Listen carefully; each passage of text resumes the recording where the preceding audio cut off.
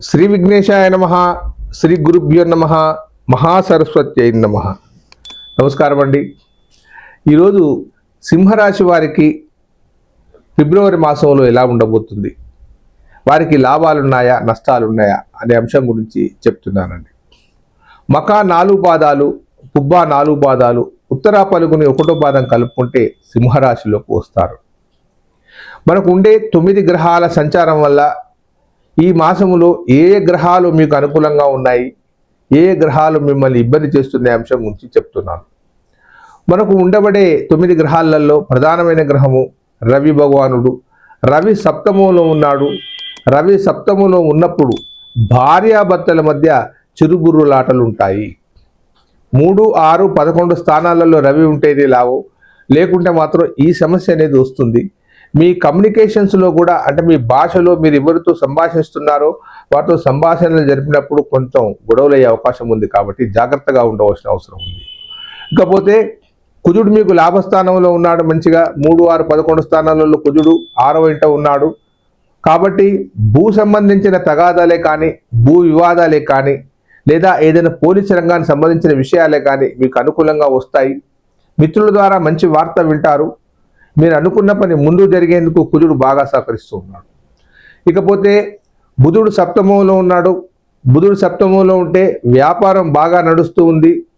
తన తెలివితేటలతో మీ వ్యాపారాన్ని అభివృద్ధి చేస్తాడు. మీరు అనుకున్న తడుగా వ్యాపారం అభివృద్ధిలోకి వస్తుంది. అనుకున్నంత లాభాలు గడిస్తారు. ఆశించిన మేరకు మీరు లాభాన్ని పొందుతారు. దాంతోపాటు నూతనంగా ఏదైనా వ్యాపారాన్ని ప్రారంభించాలనుకున్నా కానీ, ఏదైనా కొత్త బిజినెస్ స్టార్ట్ చేయాలనుకుంటే మీరు చేయండి, మీరు ఖచ్చితంగా ఫలితాలు వస్తాయి. ఇకపోతే గురువు ఏకాదశ స్థానంలో ఉన్నాడు. ఇది చాలా శుభ పరిణామము. ఏకాదశ స్థానంలో ఉంటే ధనానికి కొదువ ఉండదు. ఇంత రేటు బంగారం పెరిగిందని మీరు చింతించవలసిన అవసరం లేదు.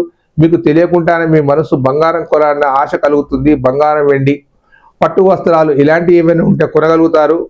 నూతనంగా గృహాన్ని నిర్మించే వారికి ఇది సువర్ణ అవకాశం. మీ పనులన్నీ సకాలంలో పూర్తవుతాయి.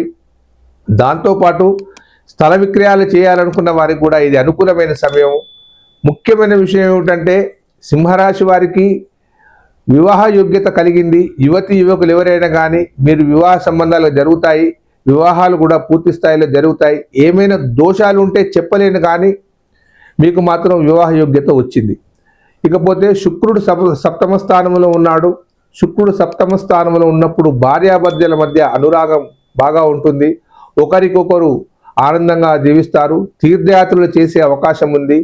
దాంతోపాటు భార్యకు సంతృప్తి పరచాలని ఇంతో అంతో మీరు బంగారం కొనే అవకాశం కూడా ఉంది. ఇకపోతే శని సప్తమంలో ఉన్నాడు. 7వ ఇంట శని ఉన్నప్పుడు మీ మాటల వల్ల ఇతరులను ఇబ్బంది జరిగే అవకాశం ఉంది. దాంతోపాటు మీ బంధువులు ఎవరైనా ఉంటే మీ భార్య తరపున బంధువులతో తగాదాలు వచ్చే అవకాశం ఉంది. వాటిని మీరు జాగ్రత్తగా గమనిస్తూ ముందడుగు వేస్తే చాలా మంచిది. రాహు 6వ ఇంట ఉన్నాడు. రాహు 6వ ఇంట ఉంటే శత్రువుల నుంచి మీకు రాబోయే కష్టాలన్నింటినీ అతి సునాయాసంగా ఎదుర్కొంటారు. మీకు శత్రువులను భావిస్తున్న వారు ఎవరైనా కానీ, మీ ప్రత్యర్థి వ్యాపారస్తులే కానీ, మీ ఉద్యోగస్తులే కానీ, ప్రత్యర్థులే కానీ, లేదా రాజకీయ రంగంలో ఉన్నవారే కానీ మిమ్మల్ని చూసి గజగజ వణిగిపోతారు. మీరు అనుకున్న పనులు సక్రమంగా నెరవేరుతాయి. యువతి యువకులకు మంచి అవకాశం. విదేశాలకు వెళ్ళాలనుకునే యువతి యువకులు ఎవరైతే ఉంటారో మీరు ప్రయత్నం చేయండి. ఖచ్చితంగా 100% ఫలితాలు దక్కుతాయి. విదేశాల నుంచి రావాలనుకున్న వారు కానీ, వారు ఇతర దేశాలకు వెళ్ళాలనుకున్న వారు కానీ ఇది అత్యద్భుతమైన అవకాశం. మీరు సద్వినియోగపరచుకుంటే చాలా బాగా ఉంటుంది. ఇకపోతే కేతు 1వ స్థానంలో ఉన్నాడు. కొంచెం మానసిక స్థితిని సరిగా ఉండదు. అప్పుడప్పుడు ఇబ్బందికరంగా జరుగుతూ ఉంటుంది. దానికి మీరు గణపతి ఆరాధన కనుక చేస్తే అద్భుతమైన ఫలితాలు వస్తాయి. మొత్తానికి మనకున్న గ్రహాలలో ఎక్కువ శాతం గ్రహాలు మీకు సహకరిస్తున్నాయి.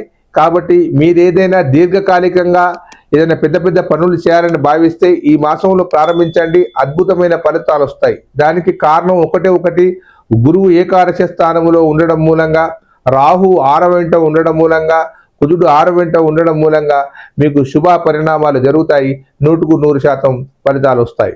ఇకపోతే సింహరాశి వారు ఎవరైతే ఉన్నారో వారికి కేతు మహర్దశతో జీవితం ప్రారంభమవుతుంది. పుట్టగానే కేతు మహర్దశలో పుడతారు. మక 4 పాదాల వారు. వారికి కేతు 7 సంవత్సరాలు, శుక్రుడు 20 సంవత్సరాలు, రవి 6 సంవత్సరాలు, చంద్రుడు 10 సంవత్సరాలు. అంటే 43 సంవత్సరాలు ఉన్న వారికి చంద్ర మహర్దశ నడుస్తుందని అర్థం. ఇకపోతే పుబ్బ 4 పాదాల వారు ఎవరైతే ఉంటారో 1, 2, 3, 4 పాదాల వారికి శుక్ర మహర్దశతో ప్రారంభమవుతుంది. వీరికి శుక్రుడు 20 సంవత్సరాలు ఉంటాడు పుట్టినప్పుడు. దాని తర్వాత రవి మహర్దశ వస్తుంది. దాని తర్వాత చంద్ర మహర్దశ వస్తుంది. దాని తర్వాత కుజ మహర్దశ వస్తుంది. అంటే 36 సంవత్సరాలు పైబడ్డ వారికి ఇప్పుడు కుజ మహర్దశ నడుస్తుందని అర్థం. ఇక చివరిగా ఉత్తరా పాల్గొని 1వ పాదం వారు ఎవరైతే ఉంటారో వారికి రవి మహర్దశతో జీవితం ప్రారంభమవుతుంది. రవి 6 సంవత్సరాలు, చంద్రుడు 10 సంవత్సరాలు, కుజుడు 7 సంవత్సరాలు. దాని తర్వాత వచ్చే రాహు మహర్దశ, ఇది 22 సంవత్సరాల నుంచి 40 సంవత్సరాల వరకు ఉంటుంది. అంటే ఉత్తరా పలుగును 1వ పాదం వారు సింహరాశి వారు ఎవరైతే ఉంటారో వారికి రాహు మహర్దశ నడుస్తుందని అర్థం. ఈ దశలో చాలా ఇబ్బందిగా ఉంటుంది. రాహు నానా రకాలుగా కష్టపెడతాడు.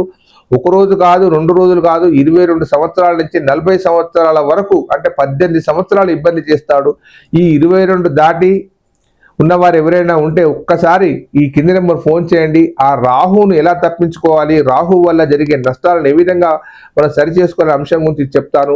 మీకు ఏదైనా జాతక పరిశీలనలు కావాలనుకుంటే, జాతకంలో లోపాలను సరి చేసుకోవాలనుకుంటే ఈ కింది నెంబర్ ఫోన్ చేయండి, మీకు సహకరిస్తాను. దయచేసి లైక్ చేయండి, షేర్ చేయండి. ఉంటానండి, మీ ప్రకాష్ గురు ఆస్ట్రో న్యూమరాలజీ. సర్వే జన సుఖినో భవంతు.